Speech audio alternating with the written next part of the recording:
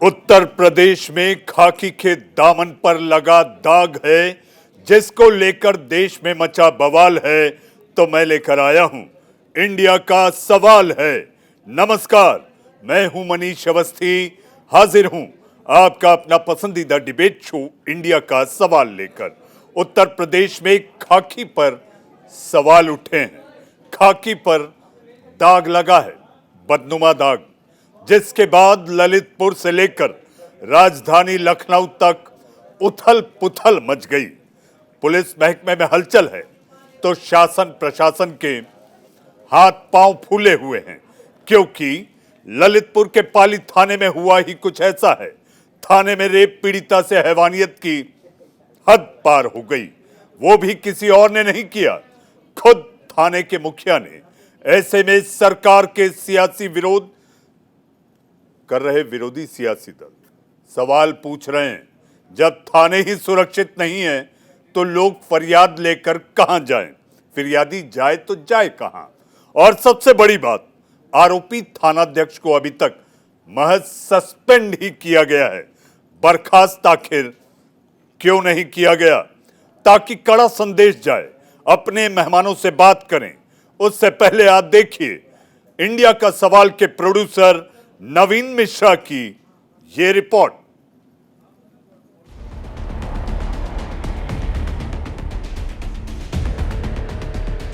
उत्तर प्रदेश के ललितपुर जिले में खाकी शर्मसार हुई है। ऐसा दाग खाकी के दामन पर लगा है कि पूरा जिला, पूरा पुलिस महकमा सन्न है। मामले में बड़ा एक्शन भी हुआ है। पूरे थाने को सस्पेंड किया जा चुका है। पाली थाना इंचार्ज समेत 6 लोगों पर मुकदमा दर्ज है। डीआईजी लेवल के अधिकारी को मामले की जांच सौंपी गई है। इस दुर्भाग्यपूर्ण घटना की सूचना जैसे ही मिली है, तत्काल थानाध्यक्ष को निलंबित करते हुए उनके विरुद्ध तथा अन्य नामजद व्यक्तियों के विरुद्ध अभियोग थाना पाली पे पंजीकृत किया गया है।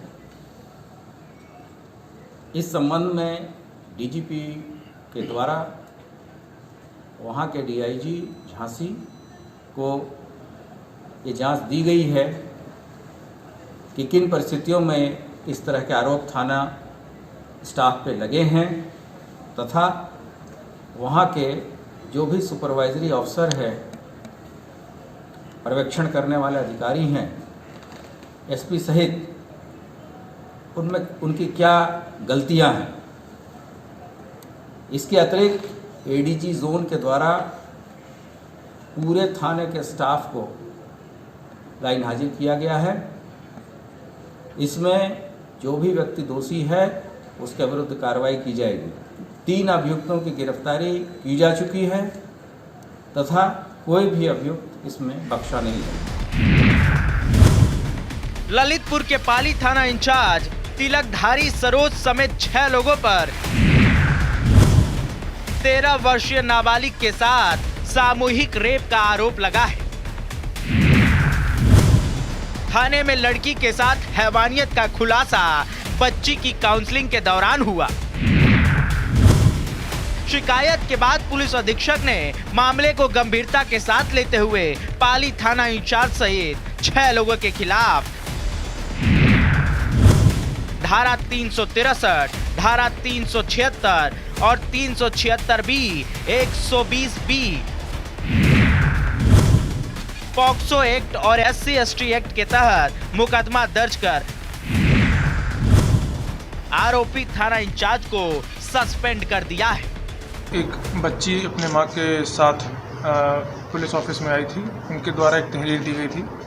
तहरीर में उन्होंने ये कहा था कि 22 तारीख को उनको कुल 4 लड़के अपने साथ लेकर गए थे और उन्होंने उनके साथ बलात्कार किया। बलात्कार करने के बाद जब वो वापस पाली आई तो उनका ये कहना था कि थाने पर जब उनको लाया गया तो फिर थाना अध्यक्ष ने भी उनके साथ जो है दुष्कर्म किया। इस मामले को संज्ञान में लेकर के पुलिस द्वारा इस पूरे प्रकरण में FIR पंजीकृत की गई है। कुल 6 लोगों को इसमें नामजद किया गया है। इसमें से एक अभियुक्त को हम लोगों ने पकड़ा है, उससे पूछताछ चल रही है। इसके अलावा बाकियों अभियुक्त के लिए भी हम लोगों ने टीमें लगाई हैं, उनकी गिरफ्तारी शीघ्र ही की जाएगी। थाने में हैवानियत से पहले 22 अप्रैल को नाबालिग को बहला फुसलाकर 4 लड़के भोपाल ले गए थे। भोपाल ले जाकर चारों लड़कों ने 3 दिनों तक नाबालिग को सामूहिक दुष्कर्म का शिकार बनाया। चारों लड़कों की हिमाकत देखिए। गैंगरेप का शिकार बनाने के बाद वे खुद नाबालिग को पाली थाना इंचार्ज के सुपुर्द कर फरार हो गए और यहीं से नाबालिग से हैवानियत का डबल दौर शुरू हुआ। पहले तो कार्रवाई के नाम पर थाना इंचार्ज ने हिला हवाली की, फिर लड़की को उसकी मौसी के साथ चाइल्ड लाइन भेज दिया गया। इतना ही नहीं, 2 दिन बाद कार्रवाई के नाम पर लड़की को बुलाकर उसके साथ हैवानियत की गई। जो भी कार्रवाई, जो घटना है, उस घटना को संज्ञान में मैं ललितपुर जा रहा हूं लखनऊ से, और जो भी दोषी पाए जाएंगे उनको सजा होगी, और जो गलत होगा उस पर सजा होगी, और जो सही होगा वो निर्दोष रहेगा। पाली थाने में रेप पीड़िता से दरिंदगी पर अब सियासत भी शुरू हो गई है। प्रियंका गांधी ने ट्वीट कर यूपी सरकार को घेरा है। ललितपुर में एक 13 साल की बच्ची के साथ गैंगरेप और फिर शिकायत लेकर जाने पर थानेदार द्वारा बलात्कार की घटना दिखाती है कि बुलडोजर के शोर में कानून व्यवस्था के असल सुधारों को कैसे दबाया जा रहा है। अगर महिलाओं के लिए थाने ही सुरक्षित नहीं होंगे तो वो शिकायत लेकर जाएंगी कहां? आम आदमी पार्टी से सांसद संजय सिंह ने एक अखबार की कटिंग ट्वीट पर शेयर करते हुए चंदौली और ललितपुर की घटना के जरिए यूपी सरकार पर सवाल उठाए हैं। यूपी पुलिस हत्या और बलात्कार में नंबर 1। गैंगरेप की पीड़िता न्याय के लिए थाने पहुंची तो दारोगा ने भी उसे अपनी दरिंदगी का शिकार बनाया। आदित्यनाथ जी, आपकी पुलिस ने चंदौली में एक बेटी की हत्या की, ललितपुर में किशोरी से बलात्कार किया। इन खाकी वर्दी के दरिंदगों पर बुलडोजर कौन चलाएगा? ललितपुर की घटना दिल को झकझोर देने वाली है, क्योंकि वर्दी पहनते वक्त पुलिसकर्मी नागरिकों की रक्षा की शपथ लेते हैं, कानून के अच्छे नुमाइंदे बनने की कस्में खाते हैं, लेकिन पाली थानाध्यक्ष ने इससे ठीक उलट अपनी कारस्तानी से पुलिस को ही कटघरे में खड़ा कर दिया है। इंसानियत को शर्मसार किया, क्योंकि जिस पीड़िता को थानाध्यक्ष को न्याय दिलाना था उसे हैवानियत का शिकार बना डाला। पाली थाना इंचार्ज तिलकधारी सरोज जैसे लोग न सिर्फ खाकी पर धब्बा है बल्कि पूरे समाज के लिए कलंक से कम नहीं। Bureau report, news India.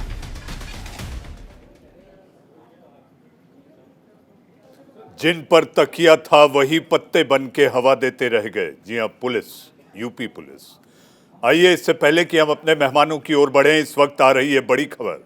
बड़ी खबर, थोड़ी देर में अखिलेश यादव, समाजवादी पार्टी नेता अखिलेश यादव ललितपुर पहुंचेंगे। रेप पीड़िता के परिजनों से करेंगे मुलाकात। इस वक्त की बड़ी खबर, अखिलेश यादव, समाजवादी पार्टी मुखिया अखिलेश यादव थोड़ी देर बाद ललितपुर पहुंचेंगे। इस वक्त की बड़ी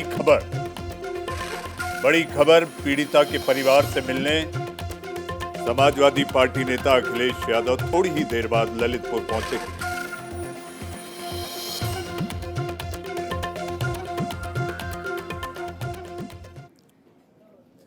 इस बड़ी खबर के बाद आइए चलते हैं अपने मेहमानों की ओर और आपका परिचय कराएं। हमारे साथ बीजेपी के नेता शांत प्रकाश जाटव साहब हमारे साथ हैं।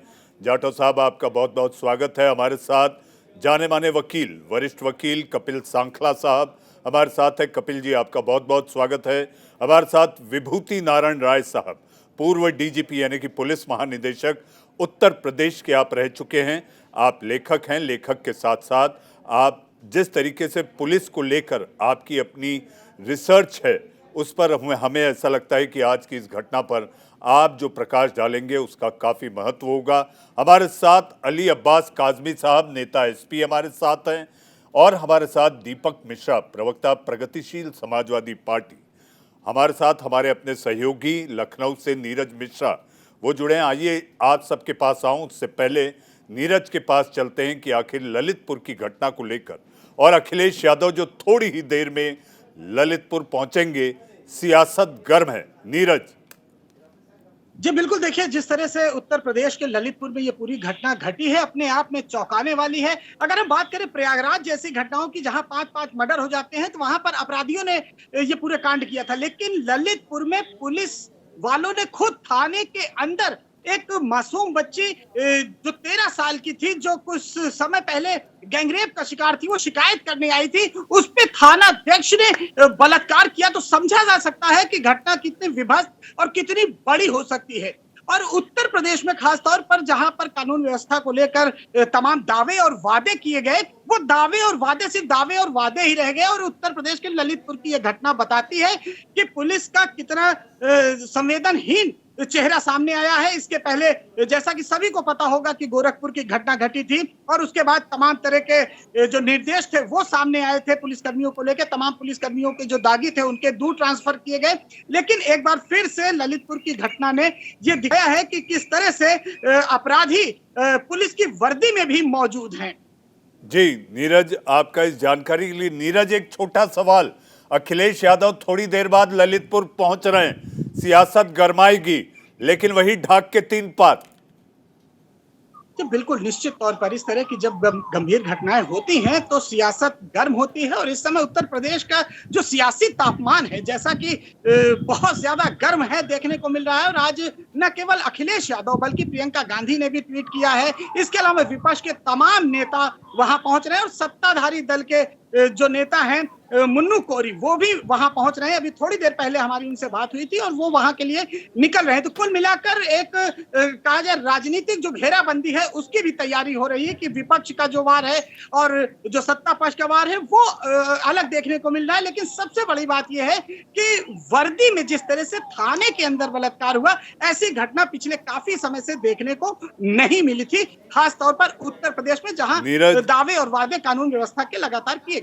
नीरज, इस तरह की घटना हम सपने में भी ना देखें। इस तरह की हम सोच को लेकर भी हम सिहरन पैदा हो जाती है कि आखिर जो शिकायत करने गई थी, जो खुद एक फिरियादी थी, उसी के साथ जिन पर जिम्मा है, जिन पर तकिया है, वही पत्ते बन के हवा दिए। नीरज, आपका बहुत बहुत धन्यवाद। हमारे साथ विभूति राय साहब। विभूति जी, आप ही से मैं शुरू करूंगा। आज आप भी बहुत ज्यादा द्रवित और दुखित होंगे, दुख में होंगे कि जिस पुलिस का आपने जिम्मा संभालकर मुखिया के रूप में आपने पुलिस महानिदेशक पद को सुशोभित किया था, आज वहीं की खाकी जो फिरियादी अपनी फरियाद लेकर जाता है, उसी के साथ दोबारा दुष्कर्म कर दिया जाता है। महज 6 लोगों पर कार्रवाई, 6 लोगों पर मुकदमा दर्ज और 6 लोगों का निलंबन। बस यही सरकार कर पाई है अभी तक। विभूति जी,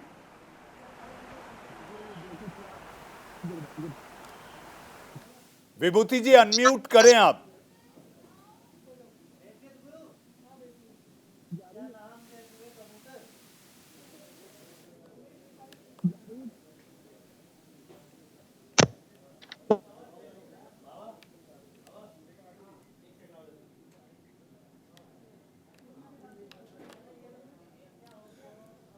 विभूति जी के पास हम दोबारा चलेंगे।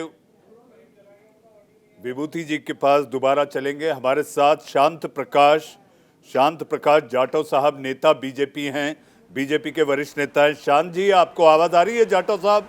जी, मैं सुन पा रहा हूं। जाटव साहब, गर्दन शर्म से झुक जाती है, उत्तम प्रदेश कैसे कहलाया जाएगा? मैं आपकी बात से बिल्कुल सहमत हूं। जो घटना ललितपुर में, वहां के जो सारा जिम्मा सुरक्षा का जिनके ऊपर है, उन लोगों ने उस बच्ची के साथ में या रेप की घटना करके शर्मसार किया है पूरे समाज को, पुलिस विभाग को। और मैं समझता हूं इसकी सबसे ज्यादा मुखालफत पुलिस विभाग की तरफ से ही होनी चाहिए, क्योंकि उनके यही एक साथी ने इस प्रकार की घटना को अंजाम दिया है। मैं इस बात की पूरी तरीके से मजम्मत करता हूं कि ये दुर्भाग्यपूर्ण है। हर हालत में इस व्यक्ति के ऊपर सख्त से सख्त कार्रवाई होनी चाहिए, उन सब आरोपियों के ऊपर सख्त से सख्त कार्रवाई होनी चाहिए जिन्होंने इस घटना को अंजाम दिया है। ये बेहद दुर्भाग्यपूर्ण है। उत्तर प्रदेश का बेहतरीन कार्य जो है इस वक्त में योगी आदित्यनाथ जी के संरक्षण में चल रहा है, उस पर इस प्रकार के गैर जिम्मेदार और गलत प्रवृत्ति के लोग जो हैं वो इस तरीके के कार्य करके उसके ऊपर जो है बेबंद लगाते हैं। मैं समझता हूं कि किसी भी सूरत में इस व्यक्ति को और इसके सब साथियों को जिन्होंने इसको घटना को अंजाम दिया है उनको किसी भी सूरत में नहीं बख्शा जाना जी, चाहिए। निलंबन से काम नहीं चलेगा। आपको लगता है जाटव साहब कि सीधे तौर पर बर्खास्त कर दिया जाए? इनके खिलाफ जो भी सख्त से सख्त कार्रवाइयां हैं रेप के केस में वो सब होनी चाहिए। ऐसे व्यक्ति को जिसने इस तरीके की घटना को अंजाम दिया है, इसके व्यक्ति का परिवार भी जो है इसको सख्त से सख्त सजा मिले, ऐसी दिमाग में उन लोगों के भी दिमाग में ये बात हो। जी, एक नजीर पेश हो जाए, एक नजीर पेश हो जाए। और यही वजह है कि थाने जाने में पुरुष क्या, महिला क्या, बच्चे क्या, युवक क्या, युवती क्या, सब घबराते हैं। पुलिस की छवि को ऐसे ही लोग तार तार करते हैं। पुलिस के दामन पर जो दाग लगता है वो इस तरह के अधिकारी ही लगाते हैं। जाटव साहब, आपके पास आऊंगा। हमारे साथ वरिष्ठ वकील कपिल सांखला साहब हैं। कपिल जी, आपके अनुभव को देखते हुए, आप लगातार इतने कई दशकों से आज सुप्रीम कोर्ट में एक वरिष्ठ वकील के नाते आप अपीयर होते रहे। कपिल जी, ये घटना सुनकर मुझे ऐसा लगता है कि आप भी हैरान होंगे कि एक रेप की पीड़ित नाबालिग बच्ची पुलिस थाने जाती है, दोबारा उसी का शिकार हो जाती है। जिनके पास फरियाद लेकर जाती है, फिरियादी बनकर जाती है, वही उसके अस्मत को तार तार कर देते हैं। कपिल जी,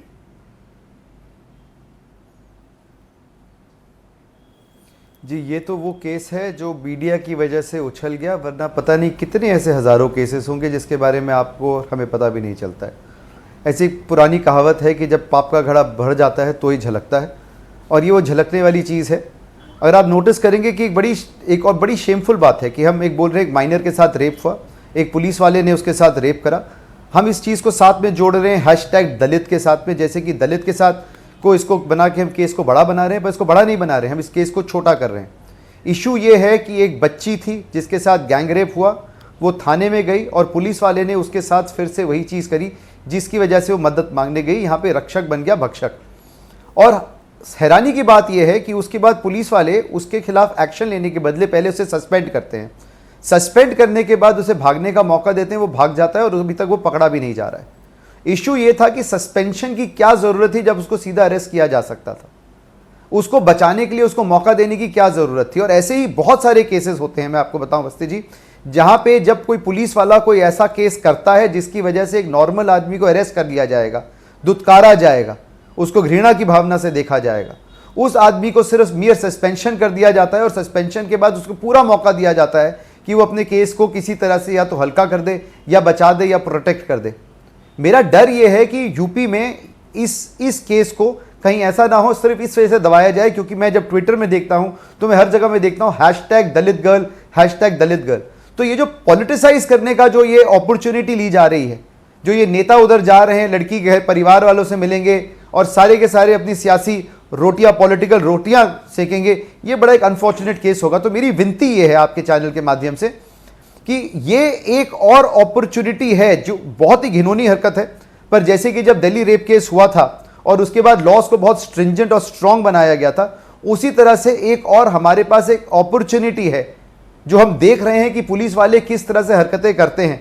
अभी तक मैंने कहीं पे भी नहीं सुना कि उस पुलिस स्टेशन की जो सीसीटीवी फुटेज थी उसको कब्जे में ले लिया गया है, और अगर उस वहां पे सीसीटीवी कैमरा नहीं लगा था तो क्वेश्चन ये होगा कि सीसीटीवी कैमरा क्यों नहीं लगा था, किस वजह से नहीं लगा था, जब सुप्रीम कोर्ट ने बड़ी क्लियरली डायरेक्शंस दे रखी हैं कि हर थानों में सीसीटीवी कैमरा लगना जरूरी है, तो वो फुटेज कहाँ गई।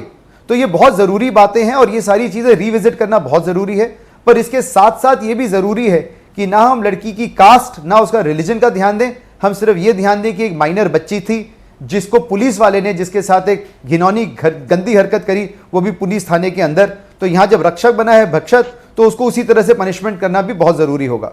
जी कपिल जी, आपने बहुत बेहतर तरीके से अपनी बात रखी और आपने कहा कि जात पात से ऊपर उठते हुए एक नाबालिग बच्ची के साथ जिसका काम था रक्षा करना, वही भक्षक बना। यही अगर चर्चा में रहे तो ज़्यादा बेहतर होगा। हमारे साथ अली अब्बास काजमी साहब। काजमी साहब, अभी थोड़ी देर बाद आपके पार्टी के मुखिया ललितपुर पहुंचेंगे, सांत्वना देंगे, भावना व्यक्त करेंगे, आगे क्या? अवस्थी जी, ये तो एक उत्तर प्रदेश में ये तो एक ऐसा सामान्य की घटनाएं होने लगी हैं कि किसी के घर में घुस के गोली मार दो, किसी बच्ची को जो है किसी की हत्या कर दो। अभी 4 दिन पहले एक बेटी को जो है अभी गोलियों से भूना गया है, बेटी को जो उसके घर में घुस के मार दिया गया है। उसके भाई किसी अपराध में संलिप्त रहा होगा तो घर में घुस के जो है इस तरह से परिवार के लोगों को जो है मार रही पुलिस। आज ये सबसे बड़ा शर्मसार करने वाला उत्तर प्रदेश पुलिस का जो ये कारनामा है। तो आज जो है हमारे बीजेपी के प्रवक्ता ऐसे बोल रहे हैं जैसे उनके मुंह पे दही जम गई हो। ये तिलकधारियों को, ऐसे बलात्कारियों को पाल रहे हैं क्योंकि ये जेलों से निकाल के उनको महिमा मंडित करते हैं। पंजाब का इलेक्शन जीतने के लिए इन्होंने एक ऐसे तिलकधारी को बाहर निकाला था, और इस तरह के जो अब तिलकधारी बलात्कारी जो ये इस तरह का चार्ज पाया इस बलात्कारी ने, तो क्या उस जिले के कप्तान को सस्पेंड नहीं किया जाना चाहिए जिसने इसके कार्य आचरण को, पूर्व व्रत को नहीं देखा? क्या इस जिले के जो है डीआईजी रेंज को नहीं देखना चाहिए था कि किस तिलकधारी को हम चार्ज दे रहे हैं जो बलात्कारी है? शर्म आनी चाहिए ऐसे तिलकधारियों को, जो इनका नाम लेते हुए इनको थूक देना चाहिए इनके मुंह पे, और इन लोगों से नफरत करनी चाहिए। इन्होंने आज उनके मुंह से जो है एक लफ्ज नहीं निकल रहा, बहुत सिंपल बात निकल रही, जैसे बहुत ही सिंपल कोई घटना हो गई हो। ऐसी बच्ची के साथ घिनौना, इस प्रकार का घिनौना अपराध किया है। पूरे थाने को जो है सस्पेंड करने की इन्होंने जो है सस्पेंड कर दिया है। कौन सा बड़ा काम कर दिया? इसको भगाया है। इसको भगाने के लिए पुलिस कप्तान और सीओ और जो एडिशनल काजमी साहब, सबको जो है साखला साहब कुछ कह रहे थे। काजमी साहब आप बने रहे। साखला साहब, you are coming in between, आप कुछ कहना चाहते थे? मैं ये बोलना चाह रहा था कि काजमी साहब पता नहीं क्या चीज़ बोल रहे हैं। जिस तरह से मैं कह रहा था कि बहुत ही घिनौनी बात है कि कुछ पॉलिटिकल पार्टीज अपने सिक्के को ऊपर करने में लगी, अपनी रोटियां सेक रही है, ये भी यही कर रहे हैं। यहाँ पे तिलकधारी, नॉन तिलकधारी, मुल्ला, मुसलमान कहाँ से आ गए?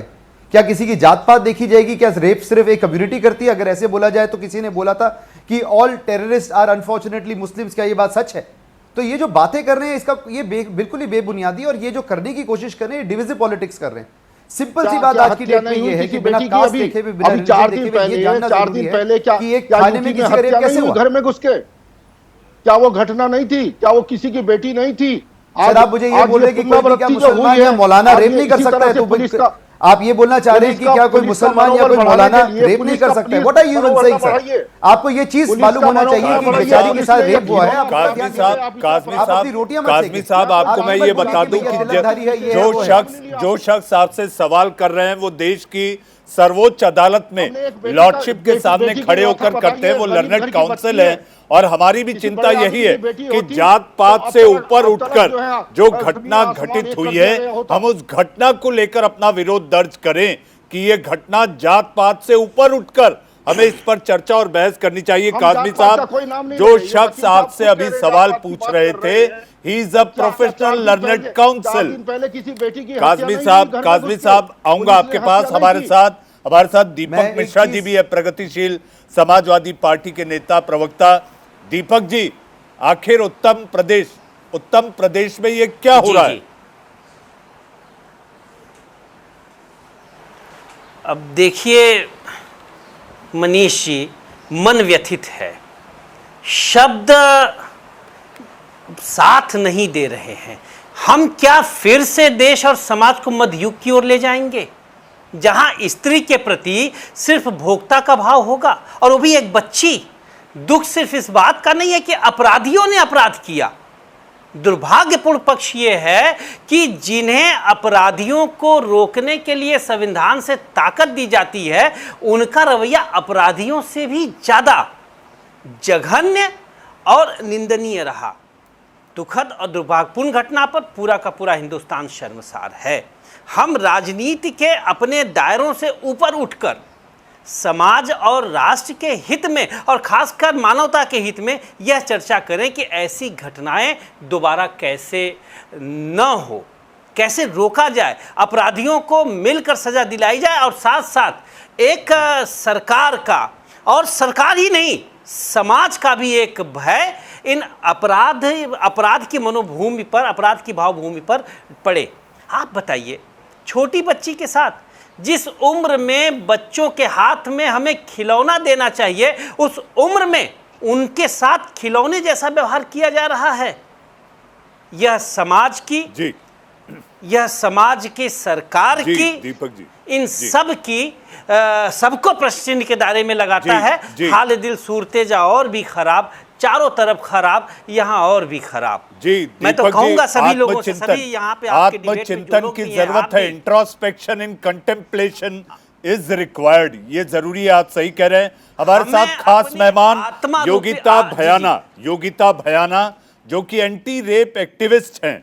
जी हाँ, जिस तरह से योगिता जी काम करती हैं उनसे भी चर्चा करेंगे, वो भी जुड़ चुकी हैं। और विभूति राय जी, वो भी हमारे साथ ब्रेक के बाद जुड़ेंगे। लेकिन ब्रेक के बाद हम चर्चा करेंगे कि जब एक खाकी शरीर पर आती है तो शपथ ली जाती है आम इंसान के रक्षा की, लेकिन यहां रक्षक ही भक्षक बन गया।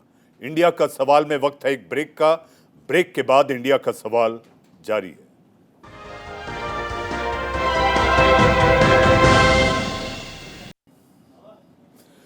ब्रेक के बाद इंडिया का सवाल में आप सबका फिर एक बार स्वागत है। हमारे साथ मेहमान के रूप में योगिता भयाना, योगिता जी हमारे साथ जुड़ चुकी हैं।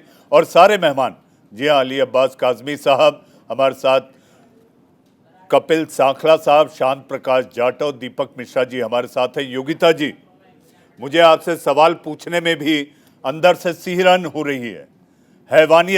हैवानियत का खुलासा बच्ची की जब काउंसलिंग होती है उसके बाद होता है कि पहली बार तो वो शिकार बनी, भोपाल में उसके साथ दरिंदगी होती रही।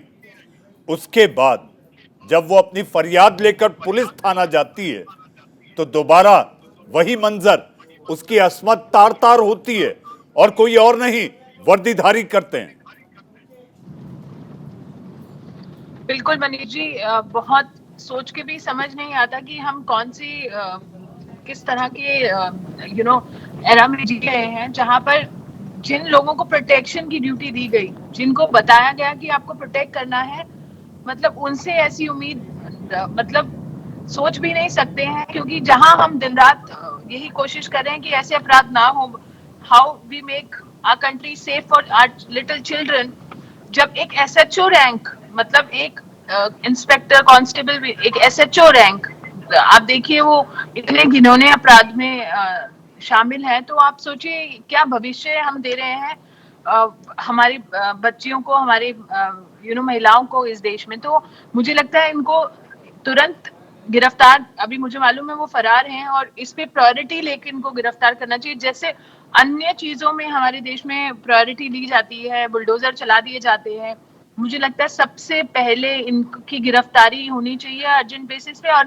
नजीर पेश करनी चाहिए कि मतलब सोच भी ना कोई पाए इस तरह की घिनौनी हरकत करने के लिए। और खाकी पहनकर, तो मतलब आपने सही बोला, मतलब पहले तो एक शपथ ली जाती है, क्या वो सब ये क्या है, मतलब क्या कोई सेंसिटाइजेशन नहीं हुआ इनका, क्या चल क्या रहा है। मतलब जिन लोगों के पास हम जाते हैं, जिनके साथ हम उम्मीद रखते हैं कि ये लोग प्रोटेक्ट करेंगे, और ये लोग अगर ऐसा कर रहे हैं तो बहुत बुरा मैसेज जा रहा है, पूरे कंट्री में नहीं पूरे विश्व में बहुत गलत मैसेज जा रहा है। जहां हमारे प्रधानमंत्री जी इतना एफर्ट्स लगा के ट्रैवल कर रहे हैं और इतनी छवि बनाने की कोशिश कर रहे हैं, वो छवि खराब हो जाएगी अगर इस तरह की इंसिडेंट्स होते रहेंगे। तो सबसे पहले ध्यान देने की जरूरत घर में है, और घर में अभी इतनी गंदगी है तो उसको साफ करने की जरूरत है। योगिता जी, हमारे साथ पैनल पर कपिल सांखला साहब हैं, जी हाँ, वरिष्ठ वकील हैं।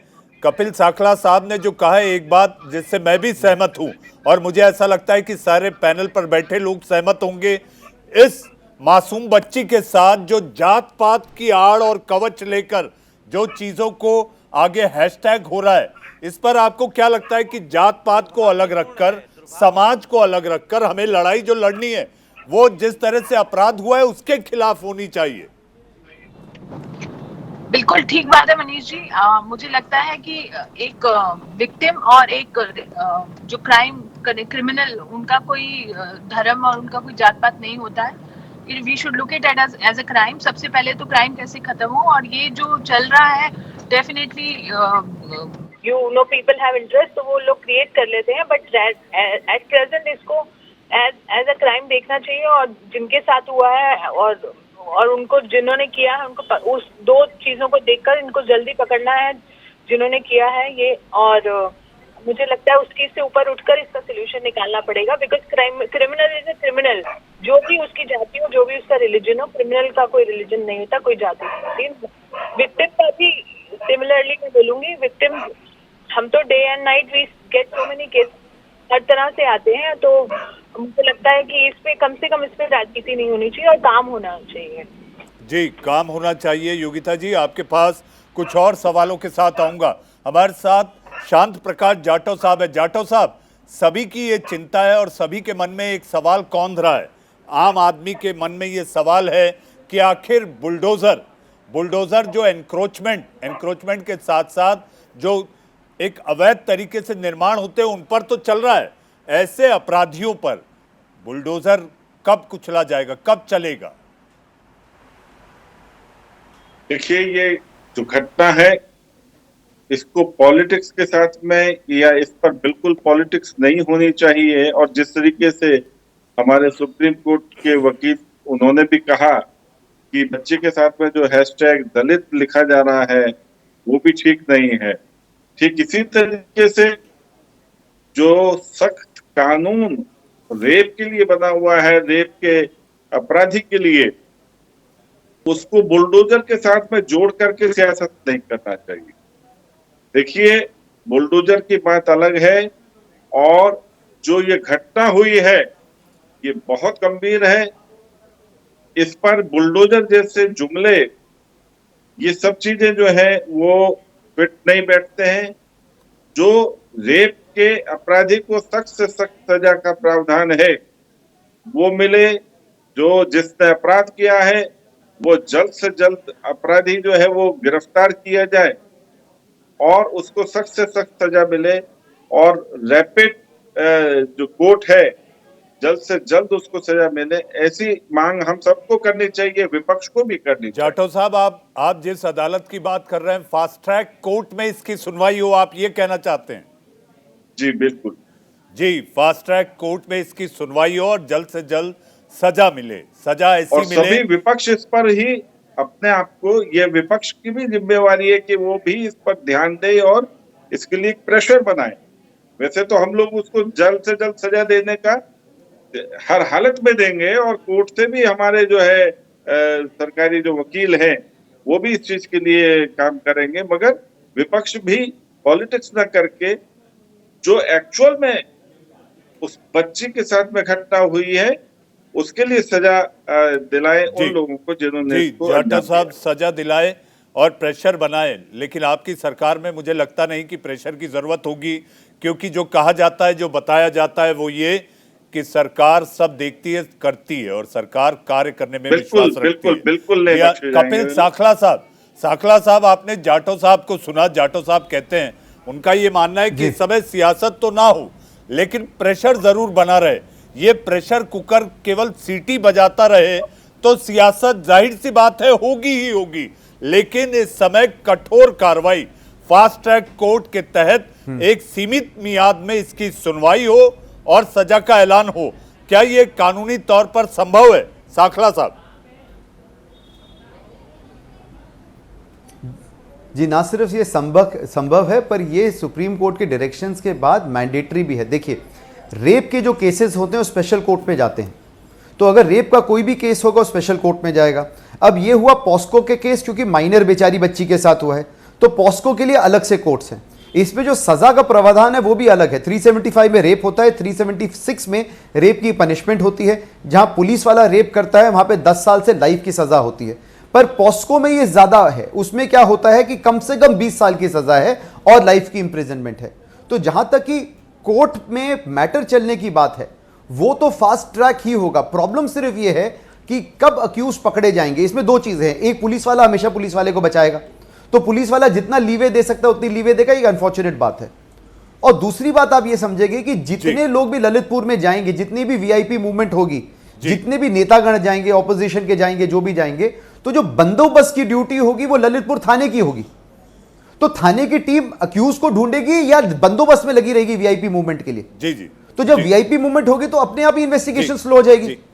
देखिए, डिफेंस लॉयर में बड़ी प्रैक्टिकल बात आपको बोल रहा हूं, तो पहले पुलिस अपना काम कर ले, उसके बाद जो भी मिलना चाहिए। थोड़ी देर के लिए मुझे रोकना होगा। इस वक्त सीधी तस्वीरें पौड़ी गढ़वाल से, जहां पर उत्तर प्रदेश के मुख्यमंत्री योगी आदित्यनाथ, स्वामी रामदेव आपको टेलीविजन 5 लाख से ज्यादा लोग पतंजलि के साथ जुड़े हुए हैं, उनको रोजगार मिला है। और करीब हर रोज मेरे साथ आस्था और इंडिया टीवी पर 5-7 करोड़ तो सुबह सुबह योगाभ्यास ही करते हैं, और पूरी दुनिया के कम से कम 100 करोड़ से ज्यादा लोग आज योग को डेली या कभी कभी तो जरूर फॉलो अप करने लगे। और अब उनको लगता है कि योग एक जीवन शैली है, योग एक चिकित्सा पद्धति है, योग एक जीवन पद्धति है, योग एक साधना पद्धति है, ये रोग मुक्ति का साधन है, ये मुक्ति का, जीवन के निर्माण का और निर्वाण का साधन है। उस योग के पथ पर चलते चलते श्रद्धेय आचार्य श्री हमारे इस युग के एक योगी महायोगी के जन्मभूमि पुण्यभूमि के पास ही यहाँ पर झंडा गाड़ दिया। और हमें सौभाग्य है कि एक योगी जो उत्तर प्रदेश सहित देश की सेवा में लगा है, हमारे सनातन धर्म का गौरव वर्धन कर रहा है, हमारी ऋषि परंपरा योग की परंपरा का गौरव वर्धन कर रहा है, उस योगी की भूमि की सेवा करने का सौभाग्य भी हमें परमात्मा ने दिया। इसके लिए हम परमात्मा का शुक्रिया करते हैं, उनको प्रणाम करते हैं। हमारे श्रद्धेय योगी जी एक तरफ अपने अध्यात्म धर्म का, दूसरी तरफ अपने राज धर्म का, अपने राष्ट्र धर्म का एक साथ पालन करना, यह लोगों के लिए एक सपना था कि एक योगी, एक विरक्त, एक सन्यासी, अध्यात्म को जीने वाला, तपस्या करने वाला एक महामानव कैसे राज धर्म को निभा पाएगा। कोरोना काल में श्रद्धेय योगी जी के पिताश्री का प्रयाण हुआ। महाप्रयाण पर, उनके निर्वाण पर भी पूज्य मुनि जी हम गए, हमने अंत्येष्टि किया, पिताश्री के लिए प्रार्थना की, उनके भगवत शरणागति के लिए। और योगी जी राष्ट्र की सेवा में लगे हुए थे। एक सन्यासी जिसके लिए वेदों में कहा भद्रमिच्छन्तरिष्यः स्वविदः तपो दीक्षाम उपनिषेदुरग्रे ततो राष्ट्रम बलम ओजस्य जातम तदस्मै देवा उपसंनमन्तु। सन्यासी कौन होता है? जिसके वैयक्तिक जीवन में तप और जिसके सार्वजनिक जीवन में वैभव होता है। सार्वजनिक जीवन में जो वैभव के लिए पुरुषार्थ करता है वो सन्यासी होता है। पतंजलि वेलनेस सेंटर में आप देख रहे थे योगी आदित्यनाथ, स्वामी रामदेव, उसके उद्घाटन के मौके पर योगी आदित्यनाथ वहां पर पहुंचे थे। आइए चलते हैं अपने मेहमानों की ओर। हमारे साथ कपिल सांखला साहब, दीपक मिश्रा, योगिता भयाना, हमारे साथ अली अब्बास काजमी साहब और हमारे साथ शांत प्रकाश जाटव, नेता बीजेपी हमारे साथ हैं। कपिल साहब, सॉरी मैंने आपको रोका था क्योंकि ये सीधी तस्वीरें थी और आप अपनी बात पूरी करें तो मैं बाकी मेहमानों की ओर जाऊं। जी, मैं जल्दी से आपको यही बता रहा था कि जहाँ तक ये फास्ट ट्रैक कोर्ट की बात है तो फास्ट ट्रैक कोर्ट्स पहले ही हैं, रेप के विक्टिम्स के लिए भी हैं, और क्योंकि इसमें पॉस्को लगा हुआ है, माइनर रेप हुआ है, तो पॉस्को के लिए भी स्पेशल कोर्ट्स होती है। पर अभी इन्वेस्टिगेशन की स्टेज है और इन्वेस्टिगेशन को पूरी मुस्तैदी से बड़ी स्पीडली करना ज़रूरी है। तो उसमें जो ऊपर के ऑफिसर्स हैं, जो नेता हैं, उन सबको इसमें नज़र रखना बहुत ज़रूरी है। कहीं ऐसा ना हो कि पुलिस वाले ही पुलिस वाले को बचा रहे हो, ये पहली बात।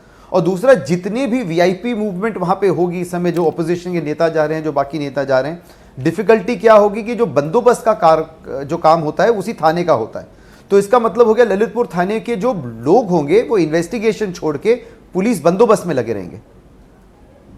जी जी, कपिल सांखला साहब, अक्सर जब भी आप पुलिस थाने जाएं तो पुलिस थाने में अपनी शिकायत दर्ज कराने में ही आपकी इतने पसीने छूट जाते हैं कि अभी तो बंदोबस्त पे गए हैं, स्टेशन डायरी में एंट्री कराना भी बड़ी मुसीबत हो जाती है। और इस तरह की घटना के बाद कपिल साहब, मुझे ऐसा लगता है कि पुलिस थाने की सीढ़ी चढ़ना, जो कहावत कही जाती है कि अगर धरती पे नरक देखना हो तो पुलिस थाने की सीढ़ी चढ़ जाओ। जी हाँ, आपके पास आऊँगा कपिल साहब। योगिता भयाना, योगिता जी, पूरा थाना सस्पेंड कर दिया गया, हैवानियत का खुलासा बच्ची ने किया, उसके बाद एक एक कर कार्रवाई हो रही है। फास्ट ट्रैक कोर्ट की बात है। योगिता जी, फ्री एंड फेयर इन्वेस्टिगेशन ये समय की मांग है, कपिल जी भी कह रहे हैं, अंदेशा जता रहे हैं कि आखिर इन्वेस्टिगेशन अगर फ्री नहीं होगा, फेयर नहीं होगा, बगैर दबाव के हो, इसके लिए जो प्रेशर वाली बात है, जाटव साहब ने भी कहा, ये प्रेशर क्या वाकई काम कर पाएगा? मनीष जी, पता नहीं मुझे क्या काम करता है इस कंट्री में, क्या नहीं करता है। कुछ देखिए, अभी कपिल जी ने मेंशन किया कि वहां पर अपोजिशन जा रहा है या बहुत लोग जा रहे हैं। देखिए, जिस केस में कोई नहीं जाता तो उसका तो कोई भविष्य ही नहीं है। कम से कम जहां लोग जाते हैं वहां आवाज उठती है, कम से कम प्रेशर बनता है। वही प्रेशर की बात जाटव जी कर रहे हैं। तो आप समझिए कि there is a complication in every situation. तो वो तो हमें उठाना है, आवाज से उठानी है। लोग मिलने भी जाएंगे उस बच्ची के परिवार से, तो डेफिनेटली थोड़ा प्रेशर बनता है। जहां तक की बात फास्ट ट्रैक की है, फास्ट ट्रैक कोई फास्ट नहीं है उसमें भी, क्योंकि पॉक्सो के बहुत सारे केसेस मैं खुद देख रही हूँ पर्सनली, 8-8, 10-10 साल की एवरेज है। अगर ये फास्ट ट्रैक है तो लानत है ऐसे फास्ट ट्रैक पर। अगर हमें फास्ट ट्रैक चाहिए, हमें एक टाइम बाउंड पे जस्टिस चाहिए। आप 1 साल ले लीजिए, बट 1 साल में आप कॉन्क्रीट सजा सुना दीजिए। पहले लोअर कोर्ट में फंसते हैं, फिर हाई कोर्ट में जाते हैं, फिर सुप्रीम कोर्ट में अपील लगाते हैं। ये सब की वजह से जो विक्टिम परिवार हैं बेचारे हताश हो जाते हैं और वो अपना केस बीच में ही छोड़ देते हैं।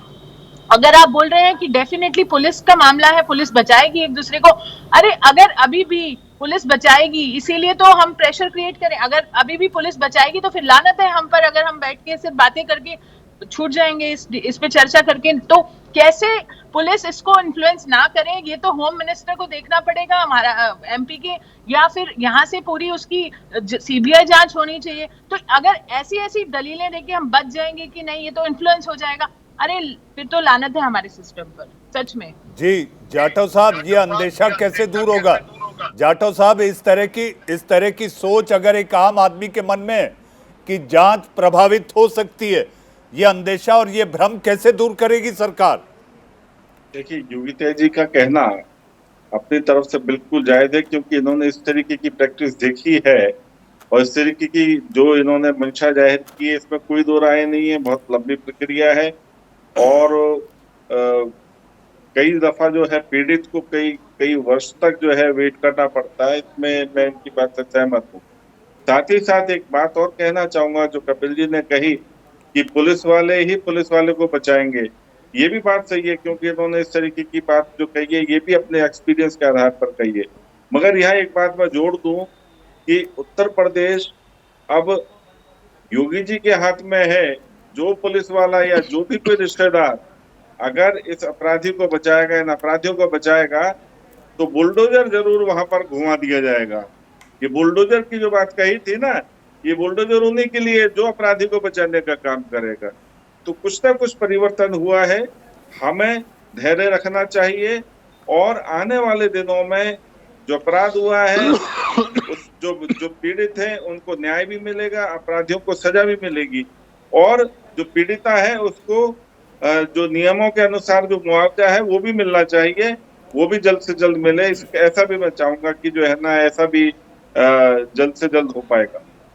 जी हमारे साथ विभूति राय साहब, विभूति जी का इंतजार हम बहुत देर से कर रहे थे। विभूति जी, आपको मेरी आवाज आ रही है?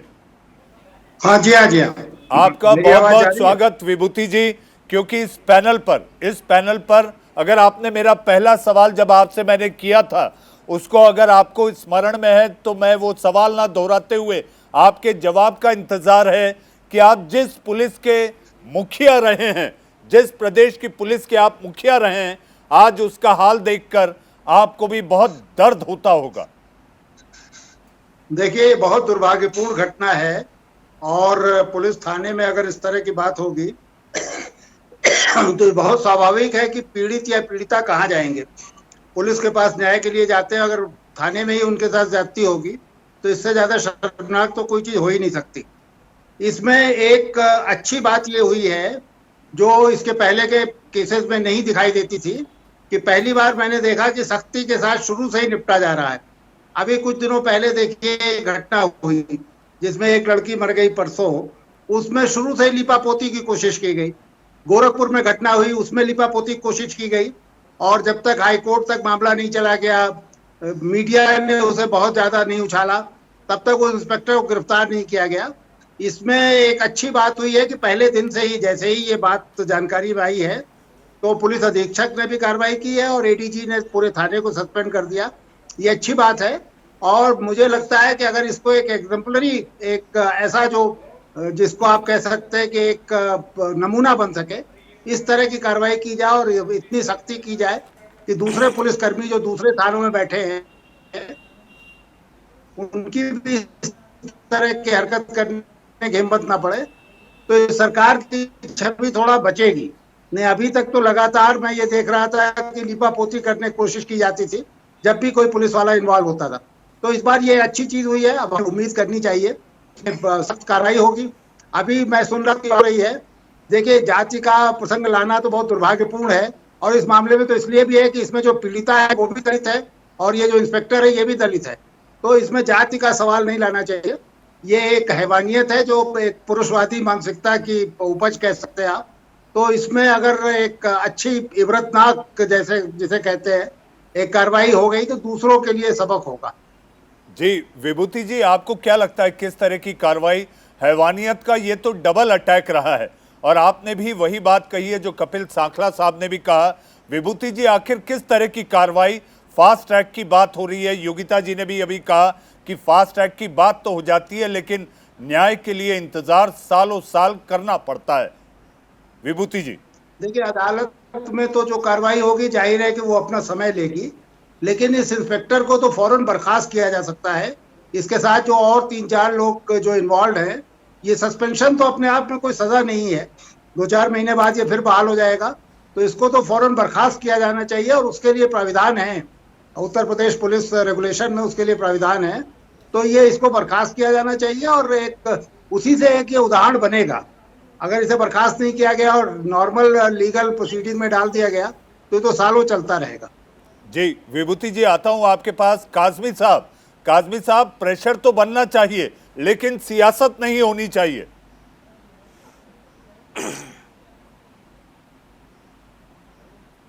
पीड़ितों का हालचाल नहीं पूछेंगे तो इसका मतलब तो विपक्ष तो घर पे अपने हाथ पे हाथ धरे बैठा रहे, थानों में बलात्कार होते रहे और जो है लोगों के घरों पे जो जाके जो है बेटियों की और इस्मत लूटी जाती रहे और बेटियों को मार दिया जाए, पुलिस दबिश के नाम पे जो है परिवार को प्रताड़ित करते रहे और बेगुनाहों के घरों पे जो है बुलडोजर चले जाएं और पुलिस जो है ये सारे कर्मों में जो है लिप्त रहे, तो फिर तो विपक्ष तो अपने घर बैठ जाएगा।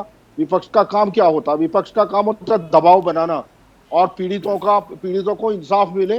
सबसे पहला काम ये होता है कि पीड़ितों का जो है कम से कम उनके आंसू पोंछे जाएं। तो इसमें कौन सी सियासत हो रही है? अगर हमारे माननीय अध्यक्ष जी वहां पहुंच रहे हैं, पीड़ितों से मिल रहे हैं, तो इसमें कौन सी बड़ी बात है?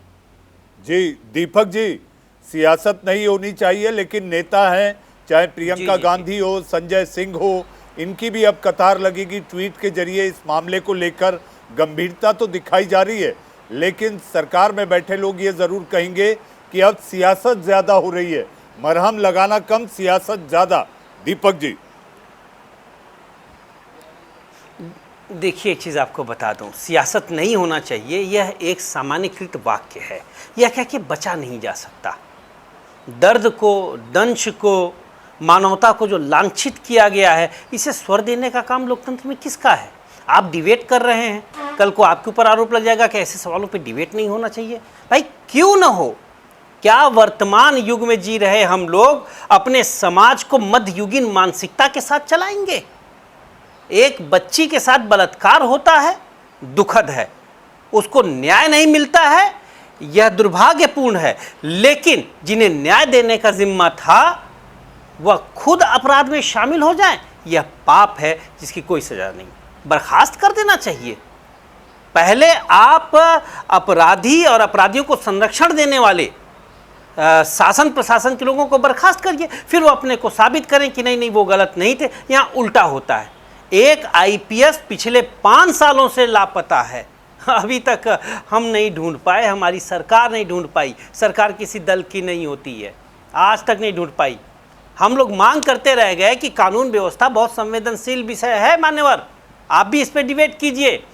इतने बड़े उत्तर प्रदेश में, जो अगर दुनिया के नक्शे में देखा जाए तो इंडोनेशिया के बाद मुझे लगता है कि चौथा सबसे ज़्यादा आबादी वाला देश होगा अगर 2021 की आबादी आ जाए तो वहाँ एक गृह मंत्री तक नहीं है, गृह सचिव एक है, तो उसके ऊपर न जाने कौन कौन से विभाग हैं, मछली भी वही पकड़े और मतलब मुख्यमंत्री का स्वागत समिति का अध्यक्ष भी वही, कैसे चलेगा? सांस्कृतिक भी वही देखे, एक अलग गृह मंत्री और एक अलग गृह सचिव उत्तर प्रदेश जैसे बड़े सूबे में क्यों नहीं है? अब अगर ये बात कही जाए तो सियासत नहीं कर रहे हैं। मैं एक बात और कह दूं, बस एक बात कह के करेंगे, मतलब इस प्रकरण पे मतलब कहते हैं ना कि होठ जलते हैं मुस्कुराने से, फिर भी शिकवा नहीं जमाने से, ये निजाम है। आप देखिए, संपूर्णानंद जी मुख्यमंत्री थे, विभूति राय जी जानते होंगे, उनकी ईमानदारी उनके अधिकारियों में भी झलकती थी। लाल बहादुर शास्त्री प्रधानमंत्री हुए तो लोगों ने घूस लेना छोड़ दिया। अगर एक संत मुख्यमंत्री है जो संतावरण में रहता है तो संत तो थाने कचहरियों में भी तो आना चाहिए। लूट बढ़ गई, अपराध बढ़ गए, थाने बलात्कारों में होने लगे। इससे ज्यादा मतलब यूं कह लीजिए कि इससे ज्यादा जघन्य दृश्य क्या हो सकता है? जी जी जी जी दीपक जी, तनवीर गाजी एक बड़े शायर रहे। तनवीर गाजी साहब कहते हैं, जला के भस्म कर उसे जो क्रूरता का जाल है, तू आरती की लौ नहीं, तू क्रोध की मशाल है, तू खुद की खोज में निकल, तू किस लिए हताश है। कपिल सांखला साहब, विभूति राय जी ने कहा है कि बर्खास्तगी हो जानी चाहिए, क्या टेक्निकली ये संभव है? अब तक हो जानी चाहिए थी। कपिल साहब जी, मेरे हिसाब से यूपी में जो यूपी की एडमिनिस्ट्रेटिव सर्विसेज हैं और जो यूपी में पुलिस सर्विसेज हैं, वहाँ पे मॉरल टर्पिट्यूड के ग्राउंड पे बर्खास्त किया जा सकता है। ये जहाँ तक मुझे याद है ये अभी भी एग्जिस्ट करता होगा। इम्पॉर्टेंट बात यह है कि जो ऑफिसर किसी भी तरह से इन्वेस्टिगेशन को इन्फ्लुएंस कर सकता है उसको उस जगह से हटा देना बहुत ज़रूरी होता है। और मिसाल के तौर पे ऐसे ऑफिसर को बर्खास्त करना बहुत ज़रूरी है, वरना कोई भी विक्टिम थाने जाने से डरेगा, एक खौफ बैठ जाएगा कि थाने में जाके आपको रिलीफ नहीं मिलेगा, उल्टा ऐसे ही कोई कुकर्मी ऑफिसर मिल जाएगा जो किसी भी कारणवश आपके साथ वही करेगा जिससे आप बच के उसके पास आए हैं। जी जी कपिल साहब, योगिता जी लास्ट कमेंट। विभूति राय जी और सभी की राय बन रही है कि निलंबन से ज्यादा, लाइन हाजिर करने से ज्यादा जरूरी है बर्खास्तगी, और मुझे ऐसा लगता है सरकार और प्रशासन भी सोच रहा होगा। किसकी बर्खास्तगी की बात करें? अगर वो क्राइम में लीन है, उन्होंने खुद अगर क्राइम किया तो उनको तो गिरफ्तार करके क्रिमिनल ट्रायल करने की जरूरत है। और ये बर्खास्त और ये सब से निलंबन से तो आगे बढ़ना पड़ेगा, उसको तो गिरफ्तार करके नजदीक पेश करने की जरूरत है। और बाकी अफसरों को जिनकी मौजूदगी में हुआ या इन्फ्लुएंस करने की कोशिश करें, उनका निलंबन या बर्खास्त होना चाहिए। पर ये जो पर्टिकुलर अफसर है, इसमें तो क्रिमिनल ट्रायल, और because he is a rapist, और रेपिस्ट तो रेपिस्ट है, चाहे वो वर्दी में है या वर्दी में नहीं है, तो उसको अलग से उसको क्यों वो तवज्जो दी जाए। और दूसरी बात, जैसा कि मैंने पहले भी बोला, मैडम हम सारे भी यही कह रहे हैं, हम भी यही कह रहे हैं जी योगिता जी, मुझे कि 1 साल के अंदर इसका कंक्लूजन हो इस केस का और इस बच्ची को न्याय मिले। उसके साथ तो मतलब देखिए, एक बार ने कितनी बार ऐसा अपराध हो गया, और जिन्होंने प्रोटेक्ट करना था उन्होंने ही किया, तो ये तो बहुत ही जघन्य है। योगिता जी, योगिता भयाना जी, हाँ, समाज सेविका हैं आप, विमेन एक्टिविस्ट हैं। हमारे साथ अली अब्बास काजमी साहब, शांत प्रकाश जाटव साहब, दीपक मिश्रा जी और कपिल सांखला साहब, वरिष्ठ वकील, हमारे साथ आए इंडिया का सवाल में इस संवेदनशील मुद्दे पर चर्चा और बहस की। आज सबका बहुत बहुत धन्यवाद। लेकिन जाते जाते मैं इतना कहना चाहूंगा, वर्दी की दरिंदगी ने इंसानियत को शर्मसार किया है। जब बागड़ ही खेत चढ़ जाए तो क्या कहा जाए। इंडिया का सवाल में आज के लिए बस इतना ही। वक्त है एक छोटे से ब्रेक का।